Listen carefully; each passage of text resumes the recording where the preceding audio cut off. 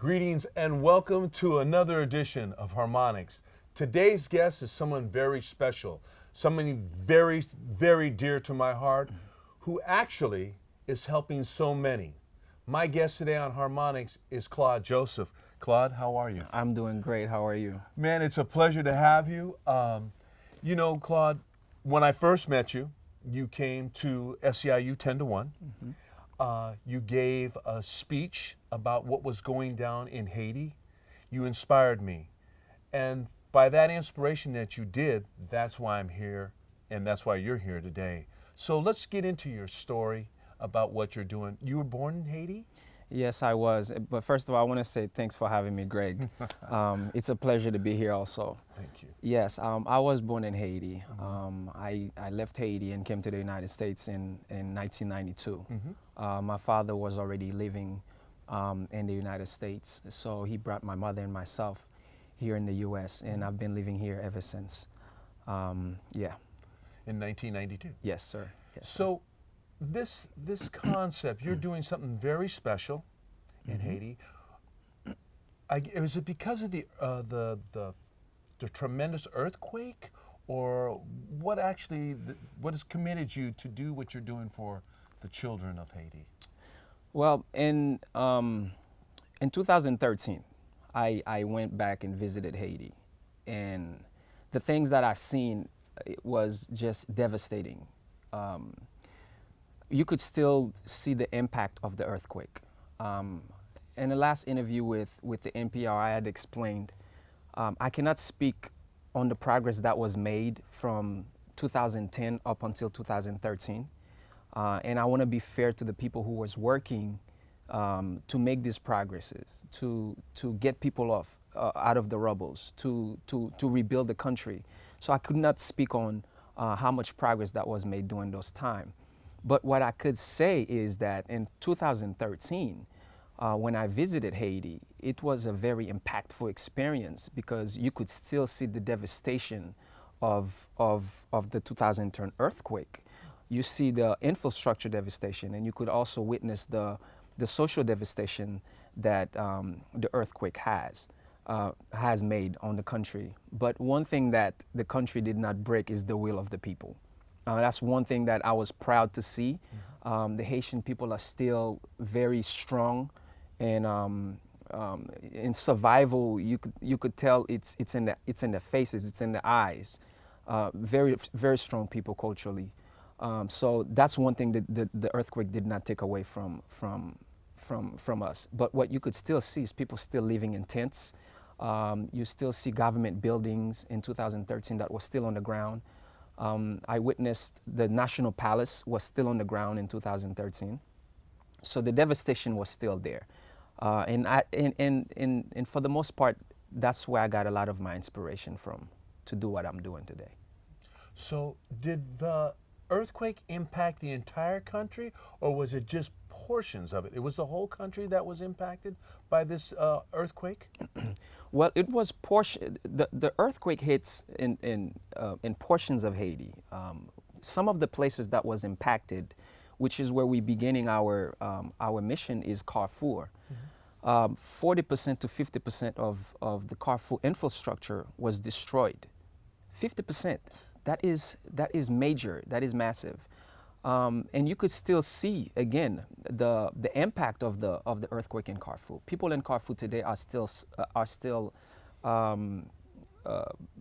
impacted or are in need of clean water, in need of electricity, just everyday things that we take for granted. They still are in need of these things in Carrefour. So the devastation of the earthquake is felt throughout the country, but in terms of infrastructure, there were specific parts of Haiti that was destroyed. So after the earthquake actually happened, and there was this massive movement going in, have you seen any progress at all? You mentioned you've been back in 2013. Has the world helped out in Haiti? I know the United States has, but has other parts of the world helped out? Or, like you said, it's kind of difficulty still seeing the transformation of what's going on in Haiti? Right. So I've had this conversation with friends quite often where we talked about how people in the United States, people around the world, children breaking their piggy banks, to send money to Haiti. That's one of the beautiful miracle things that we see that came out of the earthquake. We see the heart of people. It's just a great thing to see. The love from different people from different parts of the world that gave to help Haiti rebuild. And again, it's difficult for me to make an assessment of the progress that was made from 2010 to 2013. But what we can say is that the country is still in dire need of help. We're still in need to rebuild from the impact of the country. You mentioned of the earthquake. Sorry.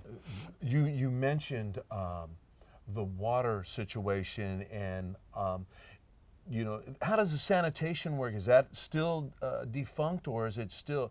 Are they bringing that back in? The clean water. Obviously, we live in California where there's a drought, but nothing compared to what's happening in Haiti. So, is the sanitation good, and the water still coming your way? Are you getting clean water for the masses? The sanitation could definitely be better, and I'm going to just speak from a personal experience. When I went there in 2013, I stayed there for 3 months, and I actually drank the water, and I got sick off of it. So that's just testimony that we still have a long way to go in terms of the sanitation of the water, and again, it's the impact from the infrastructure. In different cities and villages, we can do much better work to improve the water system for Haiti. So when you go back to Haiti, and Claude, you're working, because I know we're going to get into another area. Do you feel that the officials are behind you? Because let's just say what you're trying to do. Claude is actually trying to build a school. So are the officials understanding the importance of educating the children of Haiti? So in terms of the politics, I understand that with the current administration, they had make efforts to establish this different school system that was going to be able to help educate the majority of Haitian children. Because currently the way it stands is we have 92% of the student population that are attending private school, even though the constitution of the country says we are to receive free education. But in the public school system, there's space for only 8% of the student population. So that just goes to show you.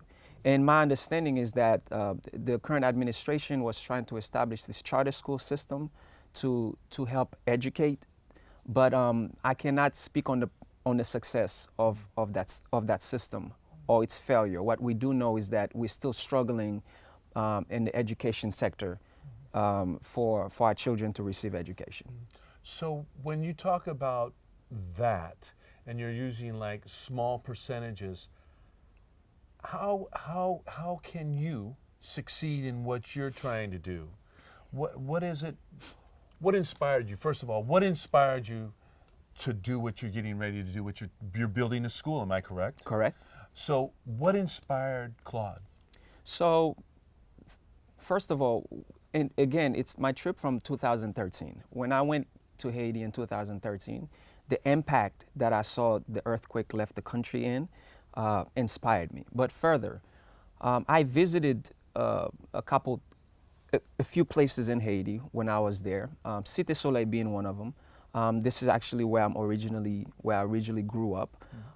And after I left Cité Soleil, I went to this other village known as the Village of God, and seeing the things that I seen there. And I was also speaking with some of the children that are growing up in the Village of God. one little girl in particular, her name was Micaela.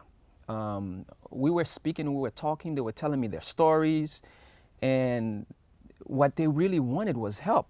That's what she was saying. We need help. We need help to go to school because mom and dad has to pay for the education. And I'm gonna take a side note in terms of the economics. You have 27 cents to $1 per day is what the average person out there make. And on top of that, they have to pay for the children to go to school. And on top of having to pay for the children to go to school, they also have to pay for the transportation for them to get to school.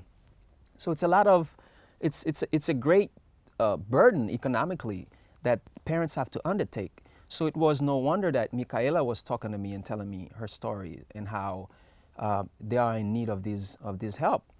And I decided to record that story. And when I was leaving, she tapped me in the back and she said, "Are you really gonna come back to help us?" Man, that was impactful. It was devastating. It was devastating because I'm actually from that area. I spent a good portion of my childhood in that area. So that could have easily been me. Yes. That Micaela's story was one of the main parts of my inspiration. So what I decided to do was I approached some of the members of the communities of Carrefour and said, look, something needs to be done. These folks that I approached have already been working in the community. Some of them are clergy, some of them are feeding kids when they come around. And mind you, they are very limited in the resources that they have, but they're still doing these things to help these children. So when we sat down together, what we decided to do was put together an action committee. And what the action committee was to do was they were to survey and decided which issues were priority for us to take on as a committee. And the issues that came up that they decided, overwhelmingly parents are asking for, is they need help with education. And also the issue of children living as orphans, and that's something that we could get into also. The earthquake had that kind of devastating impact where you have over 225,000 children, without mom and dad, living as orphans. So that's what we decided to do. So on first is we wanted to take on the education system. Second, we wanted to take on the issues of children living as orphans. The plan was for me to take this story back with me to the United States. Yes. and begin sort of like a campaign to see what kind of help we can get to, one, put together a school, and secondly, put together an orphanage for these children. Are you working on an orphanage also? We are also working on an orphanage. I came back to the U.S. In the beginning of 2014. Okay. And I started working to raise funds to work on these projects. And that's when we met at SCIU Local 1021 during the board meeting. We did raise some funds, and I went back to Haiti in the summer. And we built our very first school with the funds that we raised. We did not accumulate enough to actually establish the orphanage, but we had to start somewhere. So we started with the school. Initially, we had 30 students that signed up to go to school, but I keep in touch with the school principal regularly, and now we have 70 children that are attending the school. Excellent. Yes. So when they go to school, do they teach basic subjects, their history, math, English, or your dialogue? What does school consist of? Because you said it costs money. How do they have books, or do you get books donated, or how does that all fit into the concept of the school that you're developing or doing? Well, I'm glad you asked that question. First of all, the structure of the school, we did not raise a lot of funds to build the school. So the structure of the school that we have is limited, I must first admit. Excuse me. And secondly, the program that we have right now is, they learn French, math, science, history. Now, what we want to do is include other courses which we are unable to include right now. We want to have computer courses for these children. So we're still working on raising enough funds to make that happen. Secondly, all we provide right now is a basic structure and basic education, 1st through 4th grade. The children comes to school. They have a teacher that educate them on these different subject matters, and then they go home, which is sad. Because when kids come to school, imagine you come to school and you don't have lunch.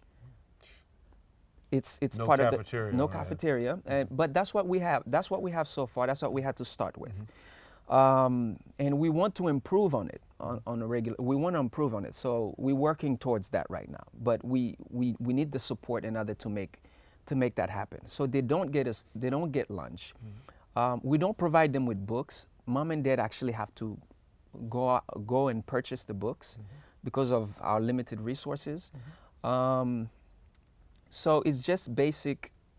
They come to school and learn the basic subject matters, and then they have to go home. By next year, what we hope to do is provide them with all these other things that I mentioned that we can't provide at this point. You know, you had some Hollywood celebrities went.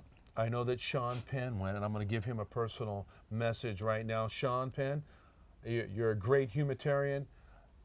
This is Claude Joseph. I'm calling you out right now. Go back to Haiti. I'll go with you, but let's get this school started. You could help. So Sean, Claude, when you go back, or when you will go back, you mentioned earlier before we came on TV, you're getting buses, or you have buses.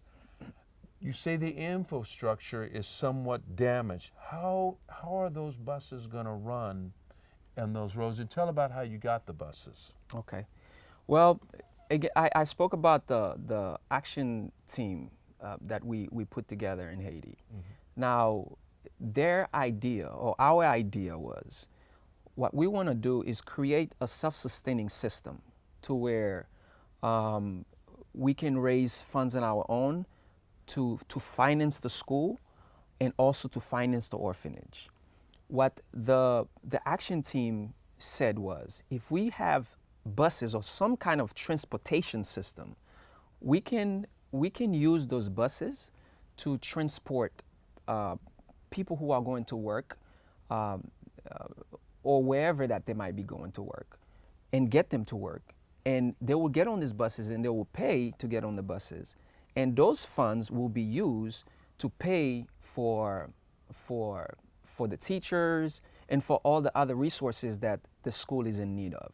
Now, just to break down the plan for the buses that we have, for those 7 buses that we received. I will go into details on how we received the buses in a minute. We have 7 buses. The plan is for 2 of the buses. This is why the buses are worth it to get there. 2 of the buses will be providing transportation for 300 students every year. 2 of the buses. And why that's important, as I mentioned earlier, on top of people having to pay for the education, they also have to pay for transportation, because there is not a exactly there is not a transportation system for students. So in the next 5 years, which is, we have a 5-year plan for these school buses, we will be providing transportation for 1,500 students in the next 5 years, cutting the education cost in half. The other 5 buses will be used for public transportation purposes, and what we're going to be doing with these funds is we're going to be financing the school that is going to be housing what we hope to be 200 students eventually, once we have enough resources to do so, which means that we're going to be providing education for 1,000 students in the next 5 years. So directly, we will be impacting 2,500 students in the next 5 years with these 7 buses. Yeah, that's amazing. And directly, we'll be impacting over 7,000 individuals, because we will be helping mom and dad who usually would have to pay for the kids Right. to go to school. Right. And we'll also be providing job opportunities for those people who are going to be driving the buses, who are going to be cleaning the buses. We estimate about 30 people are going to be receiving a job from the arrival of those buses. Now, with the buses and everything else that is moving into place, the orphanage in the future, what is the government in Haiti doing for you? And is the United States government involved in this at all? Or I know when you came to SEIU, you asked for a donation. Is there other ways that you could get donations? Do you have a website or anything that you could let us know that's going to, it's going to be on our station? Is there a website that you have? Yes, we actually do have a website. It's thoseangels.org. That's the website that folks can go to make a donation or to keep up with the updates, because we have updates on the website. Or any questions that they may have, they could also send us an email or give us a call. Our address where they can send us mails are also on the website. Mm-hmm. In terms of what is the government doing for our program, Right. we are an organization that is a nonprofit organization. Okay. We just started again about 2 years ago, Okay. but we already made so much progress because we already built a school, and the school has 70 kids, and we're trying to get the school buses out there to progress forward. We have what you call a fiscal agent. We are operating under their 501c3 until we attain our own 501c3. So any donation that is made is tax deductible by having that 501c3 code. So if anybody have any questions or want to make donations to our organization, they could go to thoseangels.org and make a donation. I love that, those angels, and you're an angel for what you're doing. I mean, you're taking on a task that, Claude, when I met you, and you inspired me, but meeting you in person, what you're doing for children is the most important thing any person could do. So what I'm asking you is, we'll do what we can. Thank you. So I'm asking you just continue your great work, what you're doing. You're welcome always to come back to Harmonics and tell you about your progress, because it means a lot to us, and that the word gets out of those angels. Do you have a parting, one thing I'd like you to do, if you could say something in Haitian to your fellow Haiti brothers and sisters, we would really like that, and we'll close that with that. And if you could say something to your brothers and sisters right ahead. Great. I will say something in Creole. I want to first answer one question that you asked me about how we got the school buses. We want to thank the Sacramento City Unified School District for actually making these buses available to us. They actually partnered with us as an organization. They are our partners, and they made these buses available to us to send to the children of Haiti. So I wanted to thank them for that. Secondly, I do want to say something to my Haitian people. Mais en pile chay palou, nous kembe tèt nou ensemble, nous ka avancer. And what was that? Interpret that for me. Well, the interpretation of that is with many hands together, the load will not be heavy. So together we will move forward. Thank you, Claude. Claude came from a village called the Village of God. Ironic. You are an angel. I want to thank you again for coming on our show. God bless you. Thank I you. wish you the best. Thank you. And I'd like to thank everybody who watches and support this gentleman. God bless you all. Thank you. Good night. This is Gregory Correa and Claude Joseph.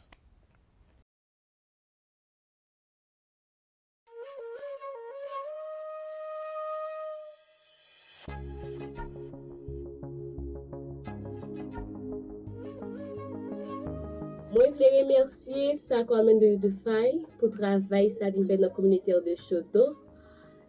Et surtout pour la transportation. Parce que les matériels pour aller à l'école, c'est un grave problème pour nous. Parce que pas de l'argent pour payer machine. Machine qu'on nous monter son problème parce que qu'on voulait qu'on accéder avec nous tout ça et puis machine parce que rentre sur nos motos parce que craser nous. Nous disons soit quand même tout de faille merci pour transport bus et puis mettez pour nous dans la communauté là. Il est facile pour nous à l'école qu'on y a sans problème. Nous disons merci en pile pour le travail ça parce que nous sommes contents, nous fiers de nous dans la communauté là pour belle puissance pour nous à l'école à l'aise qu'on y a. Merci.